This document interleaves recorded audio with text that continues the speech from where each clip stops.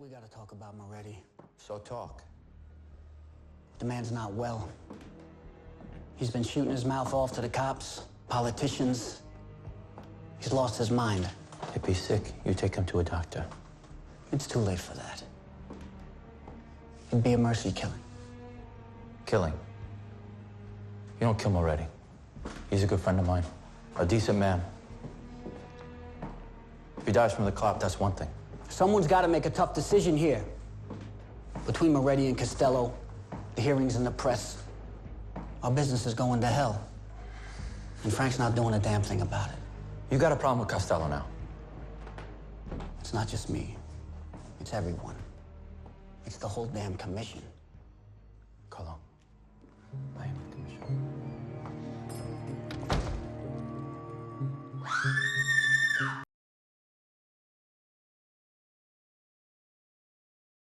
In the town of Palisades, New Jersey, there is a restaurant called Duke's Clam Bar. Here, for many years, the cream of the Mafia membership met. Raid after raid and telephone tap after telephone tap indicated that this was the eastern headquarters of the Mafia gang.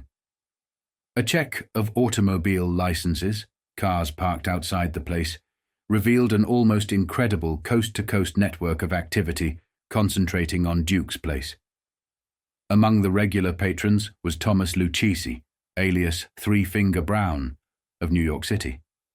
An ex-convict, Lucchese recently claimed part ownership of half a dozen contracting firms, one of which received a $250,000 government agency loan. Tommy, even then, was a confidant of big wheels in the New York political setup and was credited with being able to make federal judges and city magistrates. He is on intimate terms with at least 8 state Supreme Court judges.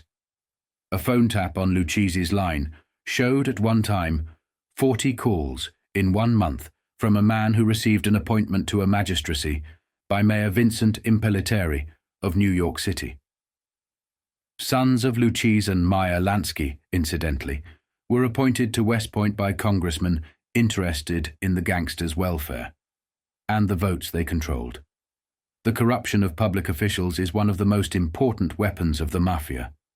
It was a technique brought to perfection by Al Capone, who was always ready to finance a political campaign or underwrite a political club. It was a principle copied by his successors in Brooklyn. One of them was Joe Adonis, whose real name was Joe Dotto. His climb up the criminal social ladder began in Brooklyn many years ago. It got on a solid footing when he became owner of Joe's Italian Kitchen at Carroll Street and 4th Avenue in that borough. Adonis got into the habit of sizing up his patrons and deciding which ones were good risks. He staked many little politicians, who later became big politicians.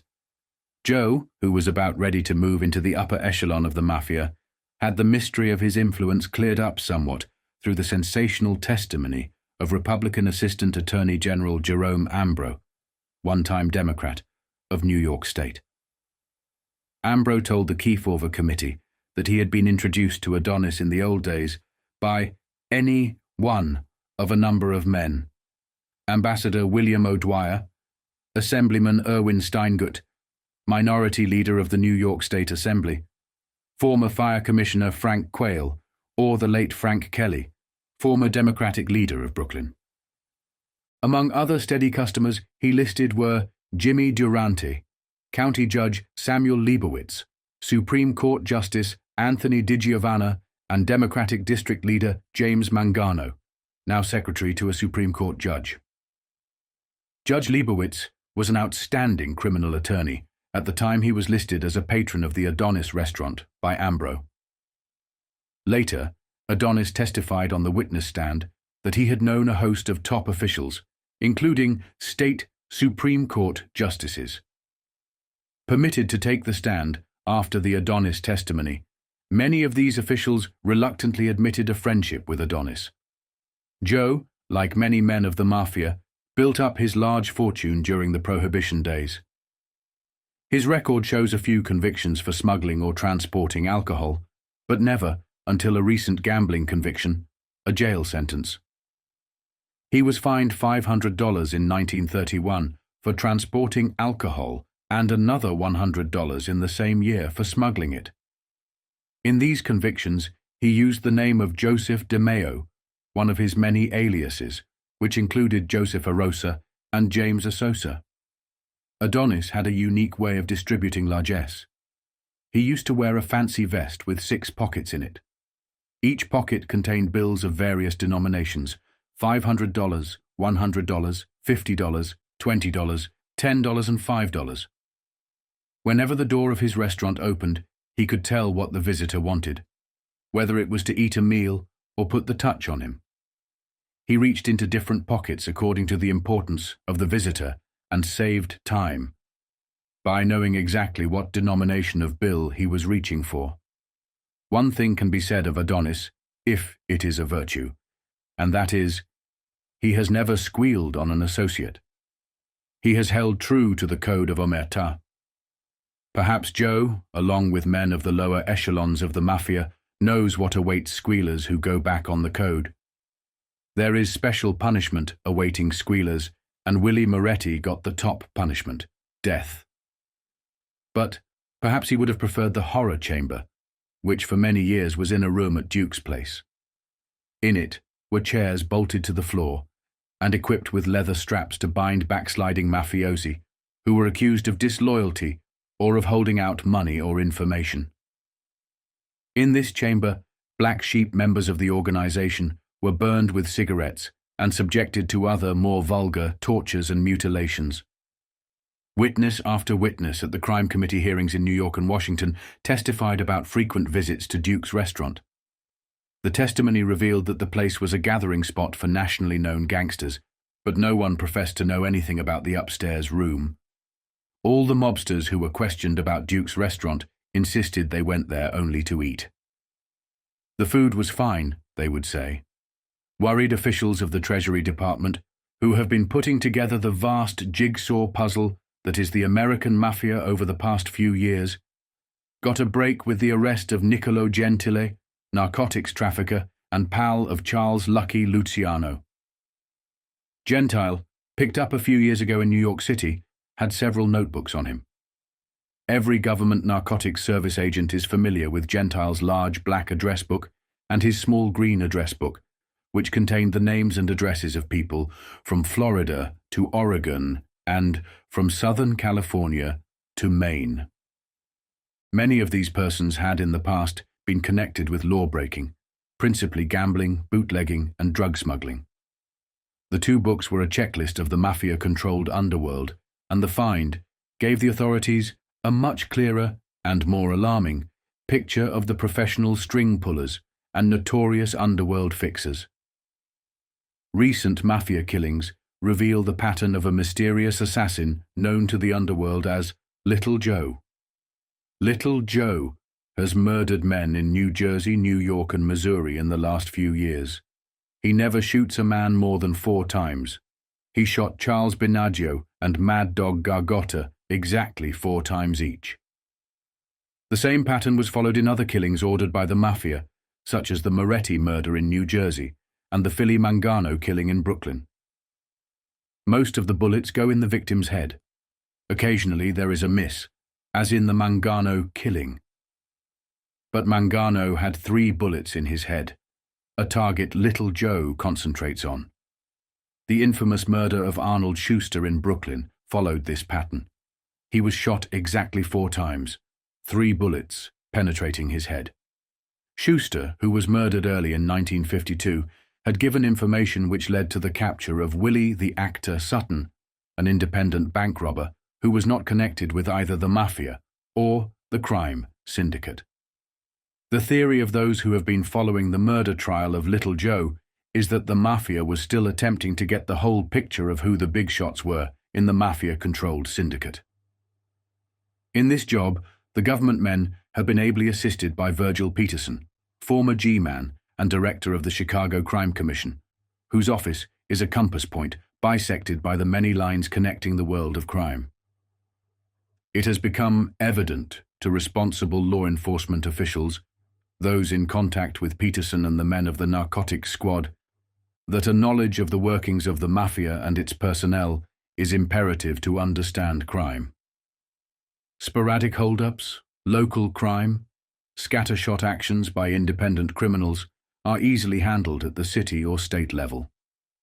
But the ramifications of organized crime, the city-to-city connections of the dollar-studded octopus, are virtually impossible to understand unless the average law officer believes in the existence of this secret society which is obscured by centuries of blood and wrapped in the bonds of silence.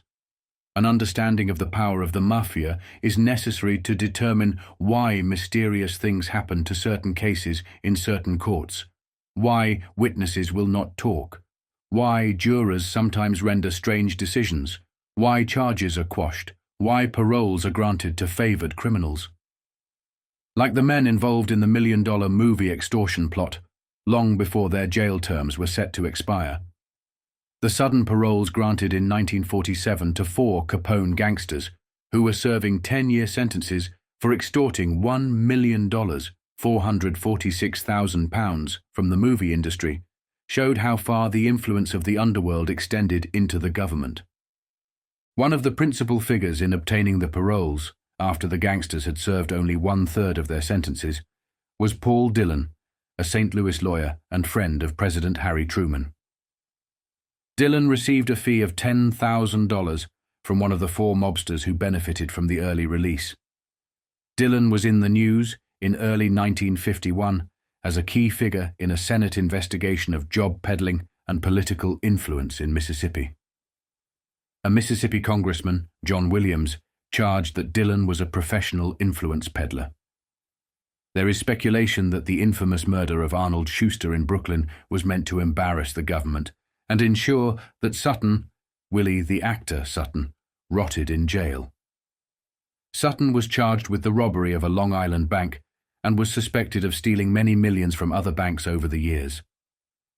Schuster had spotted Sutton on a Brooklyn subway, recognized his face from a circular issued by the police, and was directly responsible for his capture.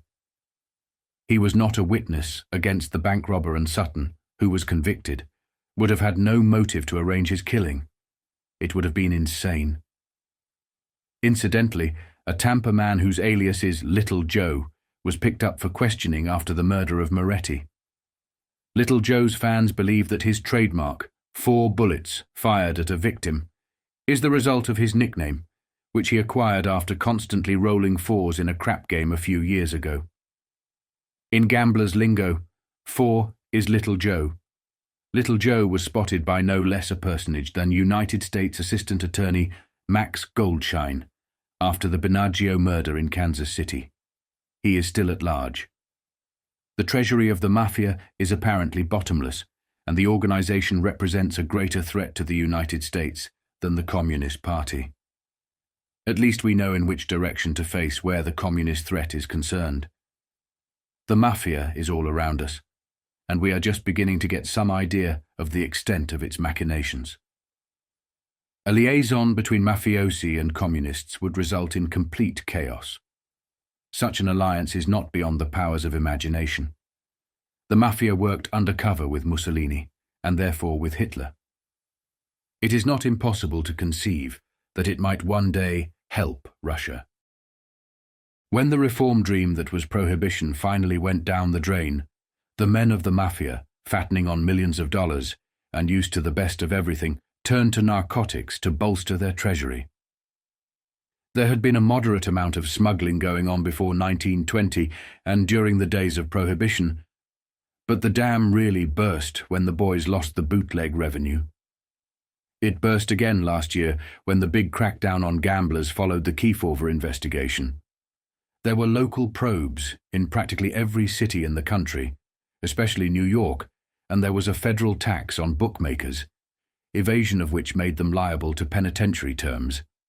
It is estimated by the hard-working narcotics men in the Treasury Department, which is responsible for curbing dope smuggling, that only 10% of the narcotics smuggled into this country are seized by them.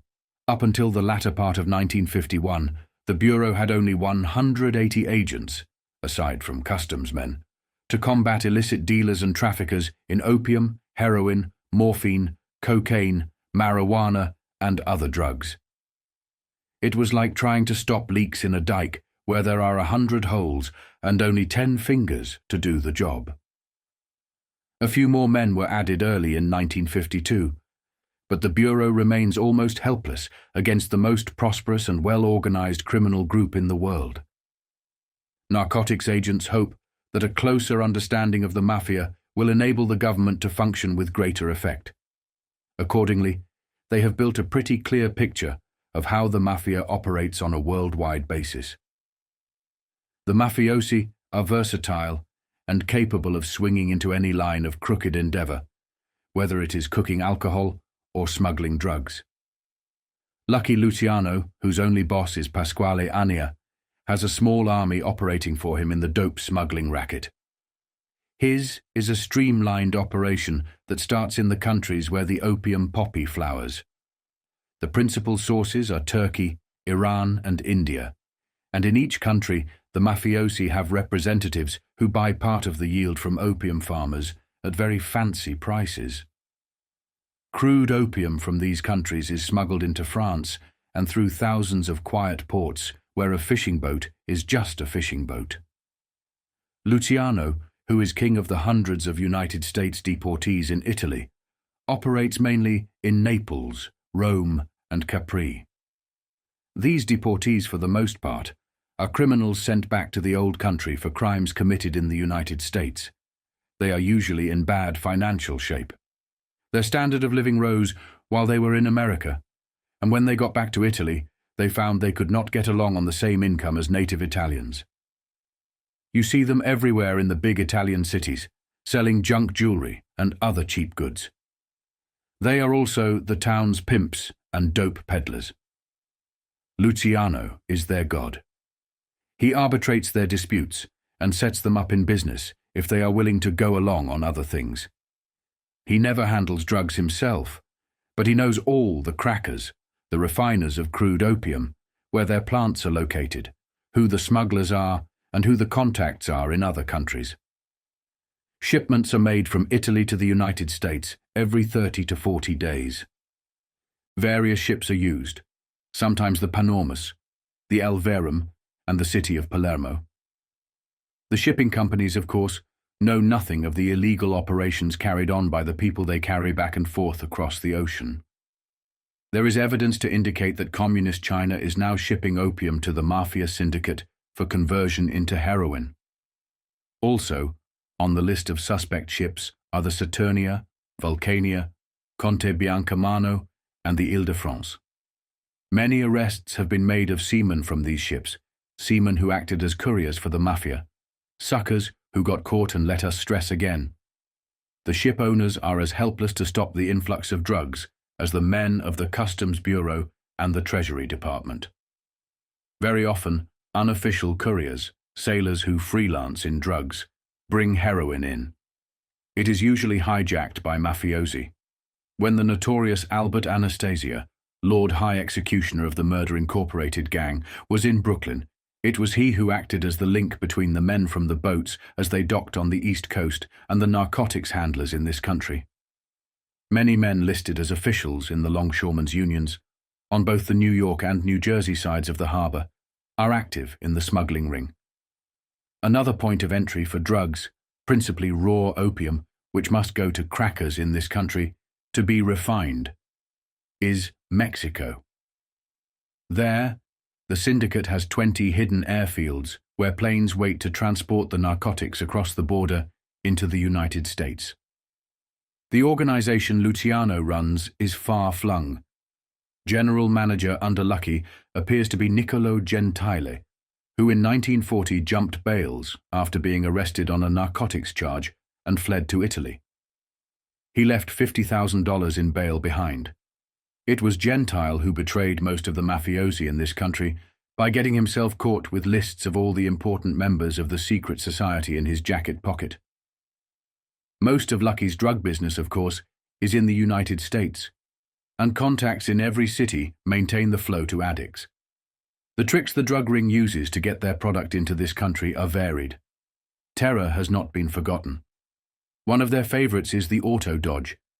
An Italian family, several in Brooklyn have been intimidated, is approached by an agent of the smugglers.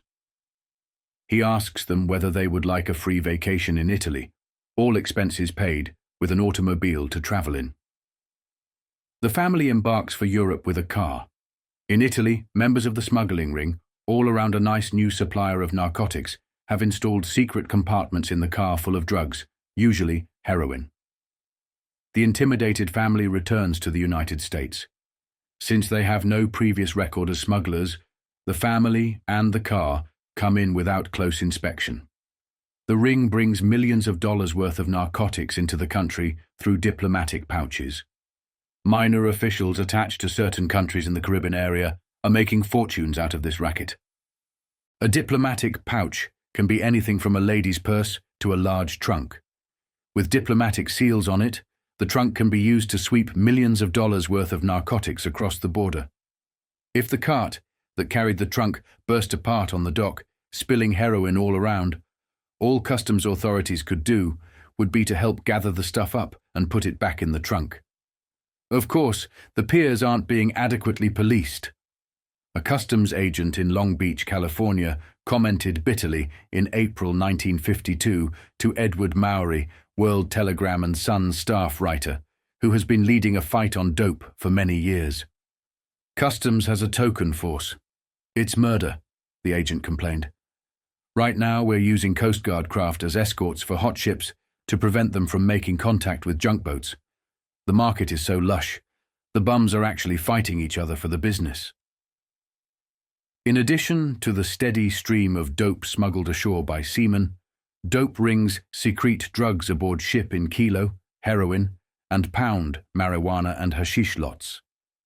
Customs men dart from pier to pier in a rat race. They would have to tear a ship apart to get all the stuff.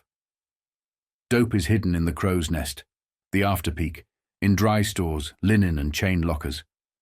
Smugglers are removing inner ship plates and secreting dope next to the ship's skin. They hollow out frozen turkeys and let the contraband ride in refrigerators. Heroin, one agent said, bobs in hermetically sealed containers in oil and freshwater tanks across the Atlantic. It's hidden behind loosened fire bricks under red-hot boilers. We've pooled our forces along the coast to fight this crisis, but we're not getting a fraction of the dope. It's out of control. Drugs can be so well hidden that on one occasion 5 searchers failed to find them in a ship's superstructure, and the contraband was able to travel coastwise for weeks. The Manhattan crossed the Atlantic for a year, carrying 125 pounds of opium and 20 kilos of heroin. She was tossed at every port until the cache was finally discovered.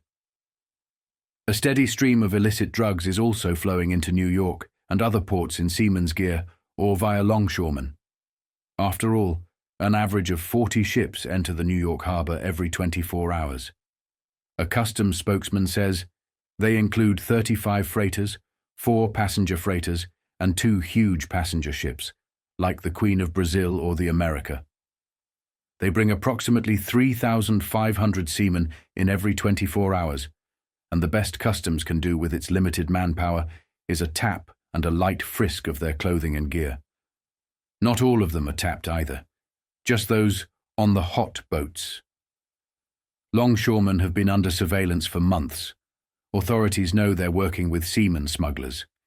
It's also been heard that the dock wallopers hijack a dope shipment on occasion from seamen. What can a lone guard, watching a shift of 200 stevedores leave a pier, do? If he tries to look them over, they'll snarl, "Get the hell away or we'll belt you." Of course, the piers aren't being adequately policed. It's murder, with the force Customs has available. One survey of piers from the Battery to Pier 97 North River in New York City disclosed a total of 5 guards. On occasion, not a single guard could be found on the Brooklyn docks. A lone customs radio patrol car tries to cope with ingenious smugglers who work between patrols. In New York, Customs has 135 pier guards working 8-hour shifts, 5 days a week. Compensation for sickness, vacation time, and other leave dwindles the force to about 80 men who are responsible for contraband at 275 charges, piers and warehouses. Their beat extends from Poughkeepsie to the Jersey waterfront terminus, including the vast East River frontage in New York. Customs men pointed out that when two big ships dock simultaneously, they pool their squads and assign as much as 65% of their total force to handling thousands of passengers, leaving skeleton crews to weigh cargo and clear smaller vessels. Their task is hopeless, of course. Phony customs inspection stamps are frequently used to get narcotics off ships. The late Louis Lepke Buchhalter was caught using this method. With his assistant, Jascha Katzenberg, he was sent to jail. The murder-incorporated mob's main source of income was in the narcotics field, contrary to the general belief that they lived principally on the income from murder. In the various histories written about the Murder, Inc. gang, narcotics are never mentioned, yet the gang subsisted mainly on income from drugs. The Mafia will never get out of the narcotics racket. It is so profitable that it borders on the ridiculous. One man smuggling drugs into the United States can carry on his person enough heroin to pay off a substantial part of the national debt. The Mafia-controlled syndicate will never return to the realm of the alcohol cookers of the Prohibition era. There is too much risk of exposure and too much work. In all the years that Al Capone worked in Chicago to solidify the syndicate's control there, to milk every available dollar out of the populace, it had always been a question of salesmanship, of intimidating people, of shelling out hard-earned rackets dollars to buy people. The role of the Mafia was that of a salesman. But in narcotics, it is much simpler to have your customer seek you out. Narcotics addicts seek out their supplier. There is no question of salesmanship. The aim of the Mafia in America today is to create dope addicts.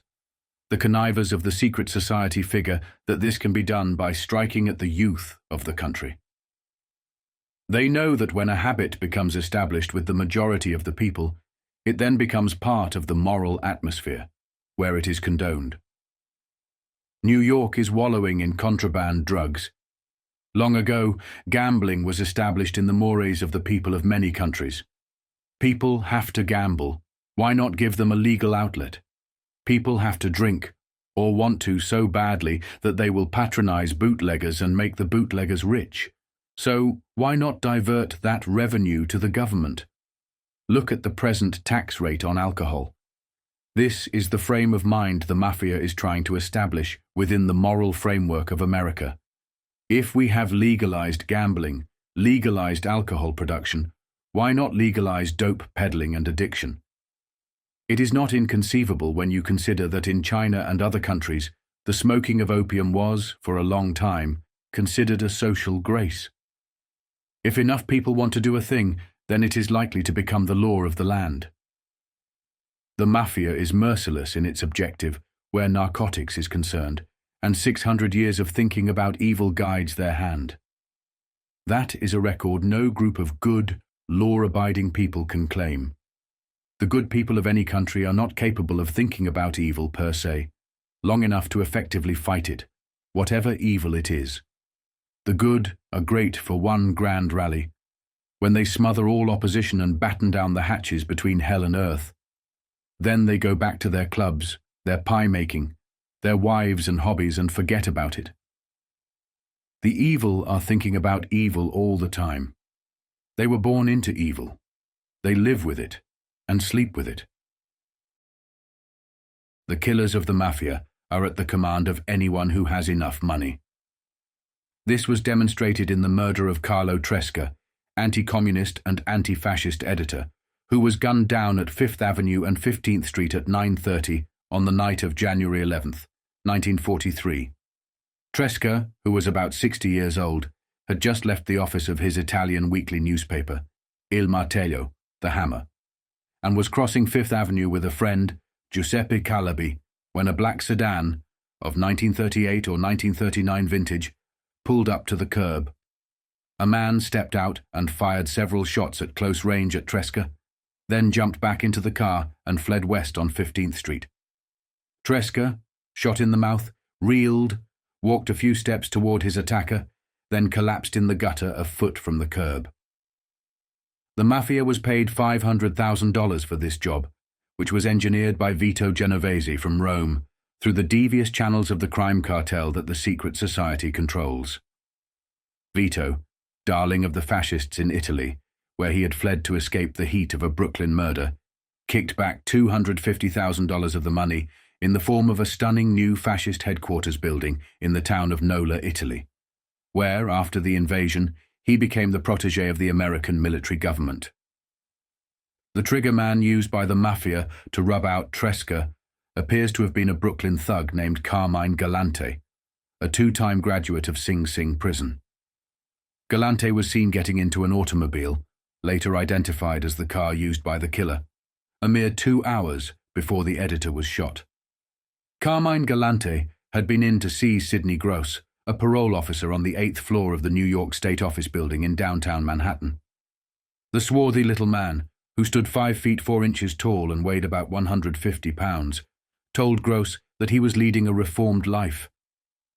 The parole officer doubted the sincerity of this new path. Galante had just recently finished a robbery sentence in Sing Sing, and he assigned 2 investigators, Fred Burson and George Talianoff, to follow him. The gunman left the state building, walked a block west, then got into a black sedan. The car sped north, leaving the 2 investigators stranded. They did the only thing they could. Burson took the license number, which was LC9272. Meanwhile, they fumed.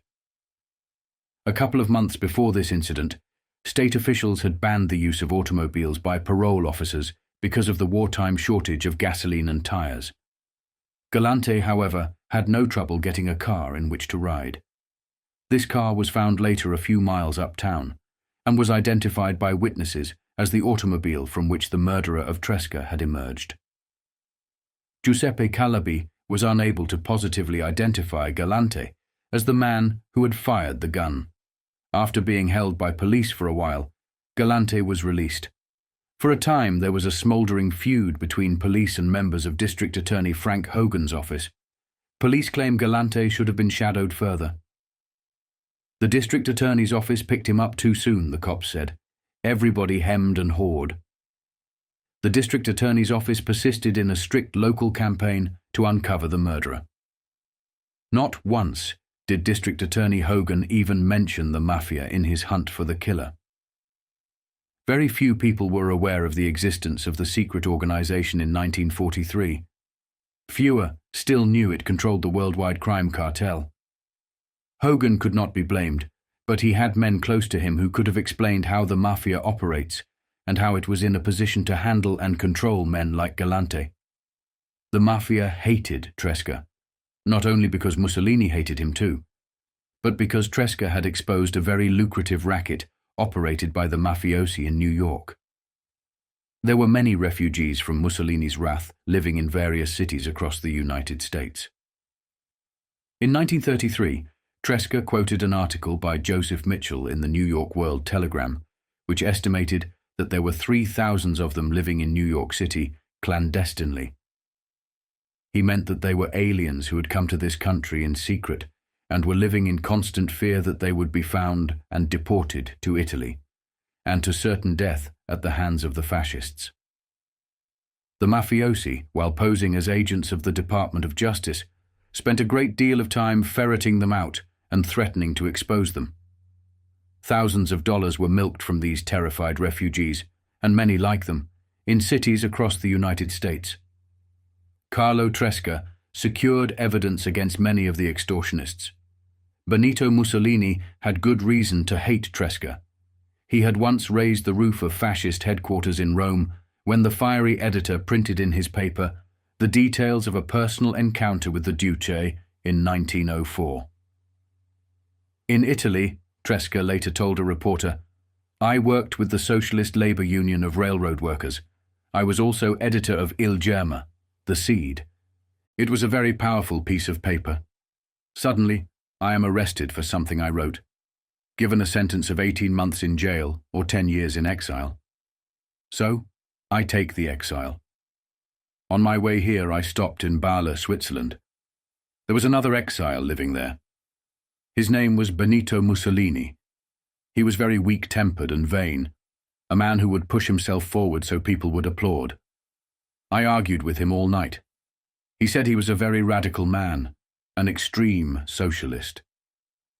The next day he said goodbye to me at the station, and he said, "Tresca, you are not radical enough." Can you imagine? I am an anarchist now, and what is Mussolini, who was so radical? A traitor to the cause. He remembers that incident, and if I go anywhere near Italy, I don't live long. Tresca, who had retreated from the extreme left, didn't have to go to Italy. Italy came to him, in the shape of mafia pals of Mussolini. Tresca's friends, led by socialist Norman Thomas, formed a Carlo Tresca Memorial Committee and dug up a great deal of evidence which was turned over to the district attorney's office, but nothing ever came of it. The information included the fact that Galante, who claimed to be a truck driver for a New York transportation firm, never actually worked there. He was simply on the firm's payroll. The firm had an officer, a city councilman, who was close to a pro-fascist New York publisher. This publisher, now deceased, was a sworn enemy of Tresca, and someone the Firebrand editor often attacked editorially in Il Martello. This publisher, whom Tresca also mocked when he conveniently changed his stance to anti-fascism after the tide turned against Hitler and Mussolini, was known to be a pal of gangster Frank Garofalo, a distinguished New York mafioso and likely the contact man for Vito Genovese. Garofalo was seen frequently in the company of the publisher leading up to the Tresca murder. Galante was a member of Garofalo's gang, the notorious La Marese. Garofalo's name would later appear on a list seized from Mafia agent Girolamo Adamo by the Los Angeles police in early 1950 during their investigation of Jack Dragna, the Mafia chief of the West Coast. 9 days after the murder, officials of Il Martello received a letter from a Madison Avenue real estate man who made an offer to purchase the paper. He claimed to represent a wealthy anti-fascist Italian. An investigation by Tresca's wary friends revealed that the man was in fact a representative of the same publisher mentioned above. Meanwhile, the Mafia used every means possible to protect Galante and to intimidate witnesses. In a statement to the Brooklyn Eagle in December 1949, Fred Burson, the parole investigator who got a good look at the murder car as Galante climbed into it 2 hours before the killing, said he had been fired from his job because he knew too much about the affair. Burson believed the crime syndicate had used its influence to pry him out of his position. He claimed to be the only direct evidential link between Galante and the murder. In his statement to the newspaper, Burson, now a Manhattan businessman, said, "This man almost ran when he left the parole offices. He dashed out into the street with me after him. I remember he was wearing a brown overcoat and a brown snap-brim felt hat. I trailed him to Lafayette Street, where a Ford, with the motor running, was waiting. Another man with glasses was sitting at the wheel. They drove off and left me standing there. It was wartime, and we had no cars to use, but I remembered the license number, LC9272. This later proved to be the license number used on the murder car, which was found after the crime. It was registered to someone named Steve Pappas, with an address in Glendale, Queens, which would have placed it in the middle of a river. Through my report of this license number, the man was picked up the next day. He was dressed in a grey trench coat and a grey felt hat. He swore those were the clothes he had worn when he left the parole office. He was lying, because I have good eyes, and I know what he was wearing. The murderer of Tresca was wearing a brown coat and a brown hat, according to multiple witnesses.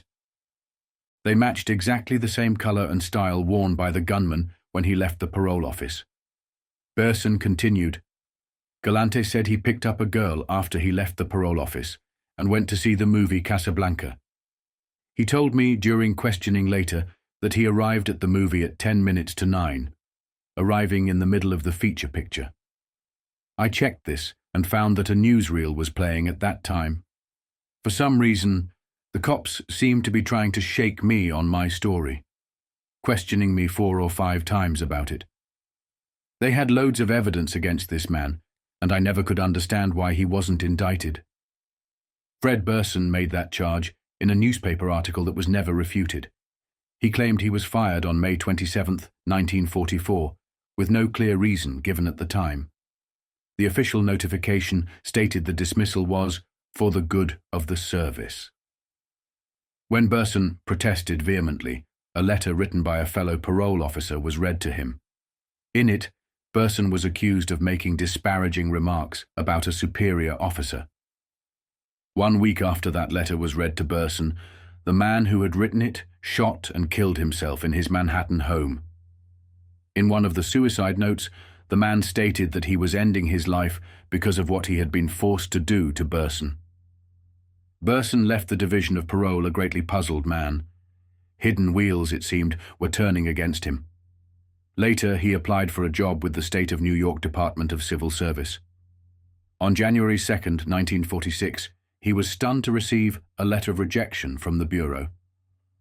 The letter listed a series of serious allegations that had emerged when his previous dismissal was investigated. You were considered a troublemaker and showed disregard for rules and policies made by the members of the Division of Parole. You were found to be deceitful and would go to any means to cause trouble in the department. On numerous occasions, you criticized the administrative heads of the Division of Parole. There were other charges as well. One claimed that Burson had threatened to get rid of Moran and his whole crowd. The Moran referred to was Fred A. Moran, Chief Parole Commissioner, now deceased. Burson immediately wrote back to the Civil Service Department. Their reply read, in part, "We note and grant your request to place on record a complete denial of the charges set forth in my letter of January 2nd, which led to your dismissal from the temporary position of parole officer in the Division of Parole. We also note your admission that you criticized the policies of the administrative heads of the Division of Parole. Your request that you be furnished with particular instances which prove the charges cannot be granted. The investigation into the Tresca murder is still open, and Fred Burson remains the principal witness, if the law can ever secure a murder indictment against Carmine Galante. There seems little likelihood of that despite pressure from Tresca's friends and the Thomas Committee. Much of the trail has gone cold. Perhaps it was chilled even when the investigation seemed hottest. One of the investigators assigned to help find the killer was a man who had been consistently attacked by the Thomas Committee for his closeness to pro-fascist elements in town, who frequently wined and dined him. In both public and private, this man insisted that the Tresca murder had none of the telltale signs of a syndicate hit. This individual, recently made a judge, gave little credence to a story that emerged from Brooklyn in 1945. It came from a former Mafia hireling who had begun singing about his boss's predilection for murder, especially in connection with the slaying of Ferdinand the Shadow Boccia, a killing that is discussed elsewhere in this book. The canary's name was Ernie the Hawk Rupolo, a man whose chirping belied his hawkish nickname. He told everything to District Attorney Miles MacDonald, naming other murders for which his boss had been responsible, including the killing of Carlo Tresca.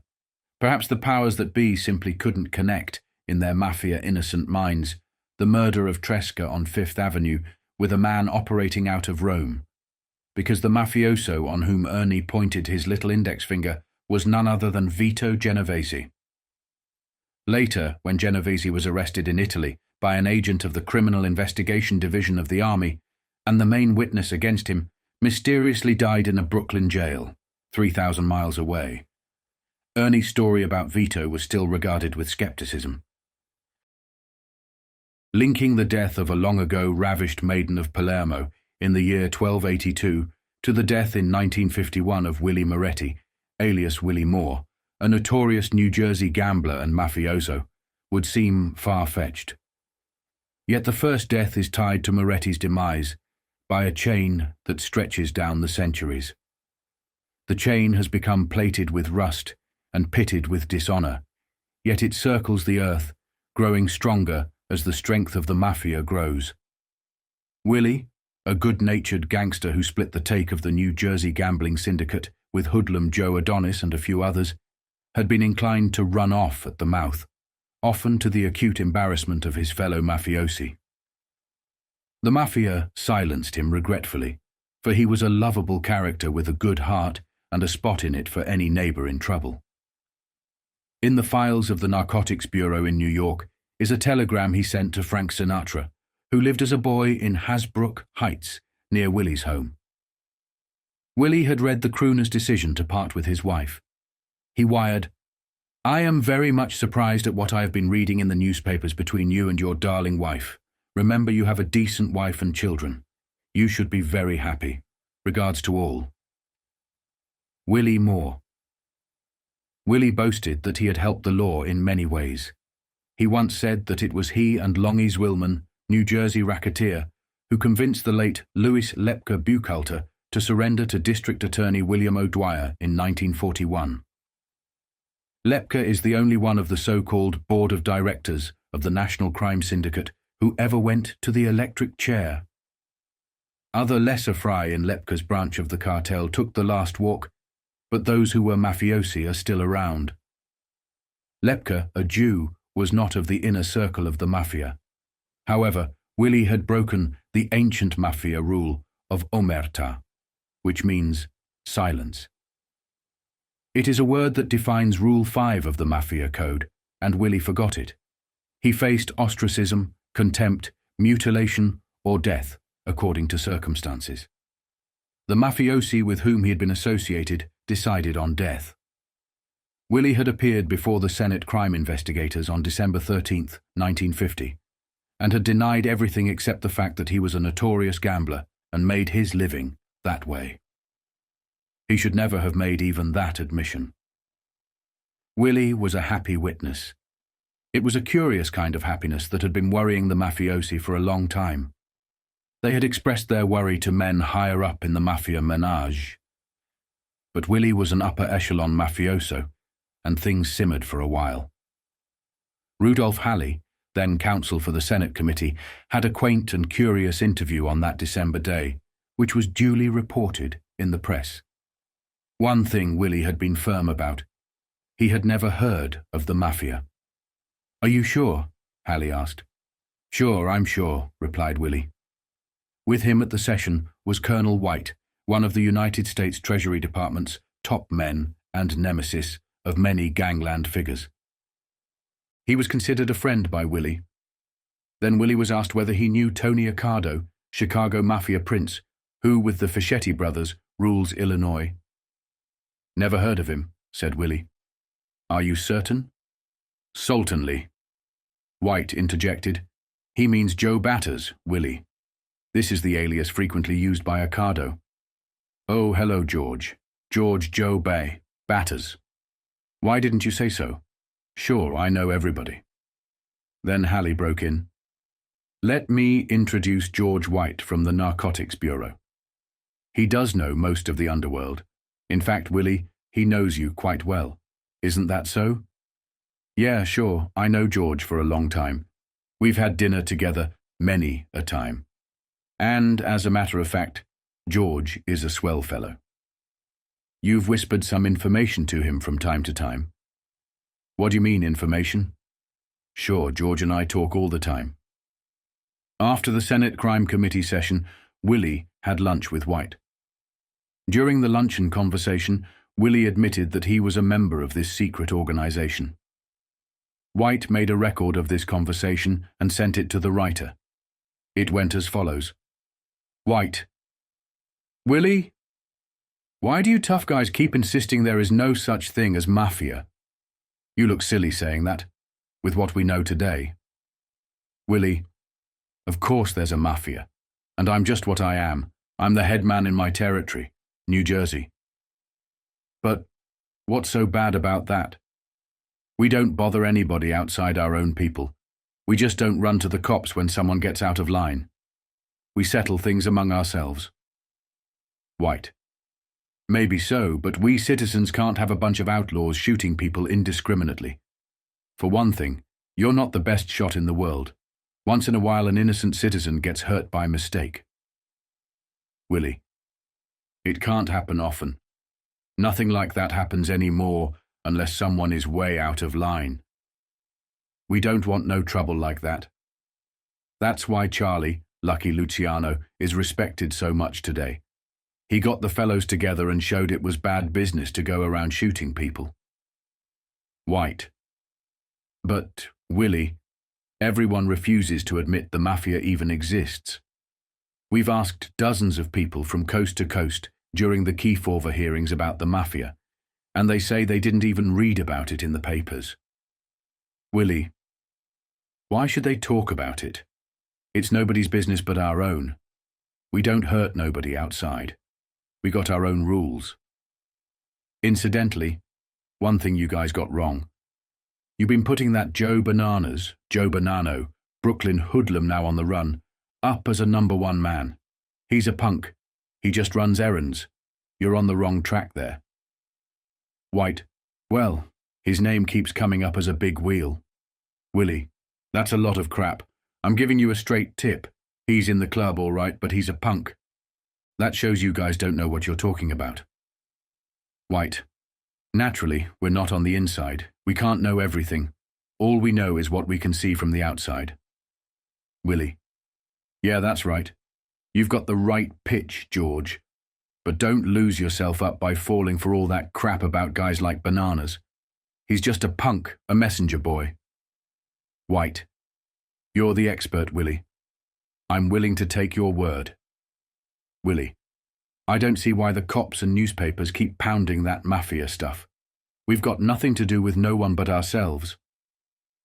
White, that's what you say. But how about your mob locking up various enterprises, such as the olive oil business, the fruit, artichoke business, the fish business in some places? If I or my brother-in-law tried to break into something you've got controlled, we'd get a new hole in the head, and you know that's the truth. Willie, getting uncomfortable and tight-lipped. Well, maybe that might happen once in a while, but we keep our troubles within ourselves. A year after this conversation and his testimony, Willie Moretti was shot and killed in a tavern in Palisades, New Jersey, in his position as head of the New Jersey Mafia, which meant that he was, from the protocol standpoint of the secret society, the boss of Joe Adonis and the notorious Longy Zwillman. Moretti was in a position to dip a luger over into New York City once in a while. His organization sheltered many bookmakers who fled the heat of the gambling investigations conducted in that city by District Attorneys Miles McDonald of Brooklyn and Frank Hogan of Manhattan. A check of phone calls made by Moretti over the years shows contact with many of the country's top hoodlums, including Frank Costello at 115 Central Park West in Manhattan, and Thomas Three Finger Brown Lucchese at 106 Parsons Boulevard, Malvern, Long Island.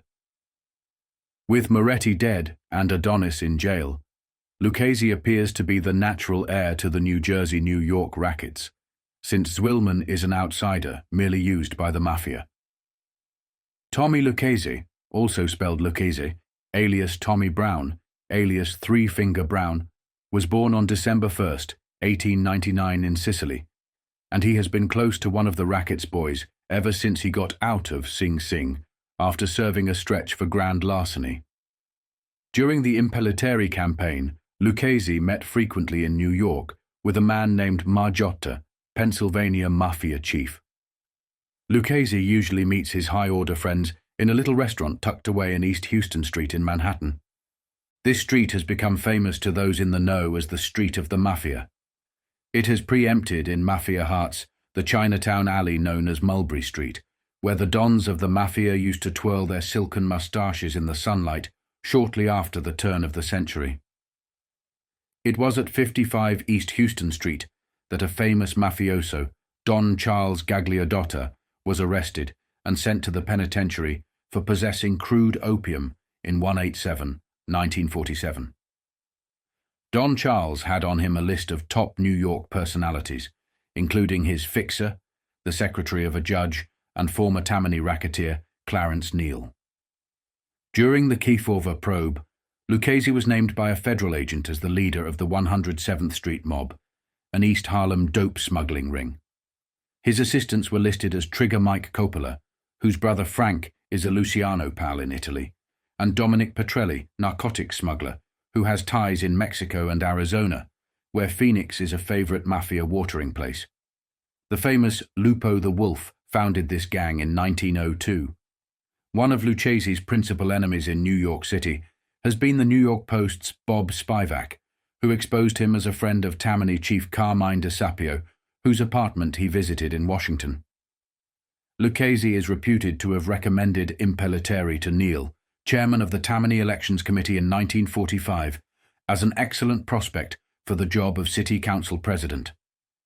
This was a stepping stone to the mayoralty. During the latter campaign, the Impellitteri banner appeared on trucks in the garment district of New York. When union drivers objected, company officials said, "Order came from Tommy Brown, and there is nothing we can do about it." Lucchese is also known as TB, or the Boss, in the garment district, where the notorious Louis Lepke Buchalter held sway for so long. Brown, who is not very sensitive about his nickname, got the name Three Finger because he lacks the forefinger on his right hand. He used to be known as Four Fingers, but he was fond of a baseball pitcher named Three Finger Brown and adopted his nickname. During the 1950 mayoralty campaign in New York City, additional charges included statements to the effect that Ferdinand Pecora, regular Democratic nominee running against insurgent Impellitteri, was backed by a combine of Costello, Adonis, and the notorious Vito Genovese.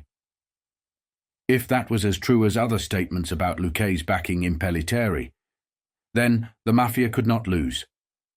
Unless Edward Corsi, who opposed Impellitteri and exposed Lucchese, was elected. There was no chance of this happening. The Mafia rarely loses.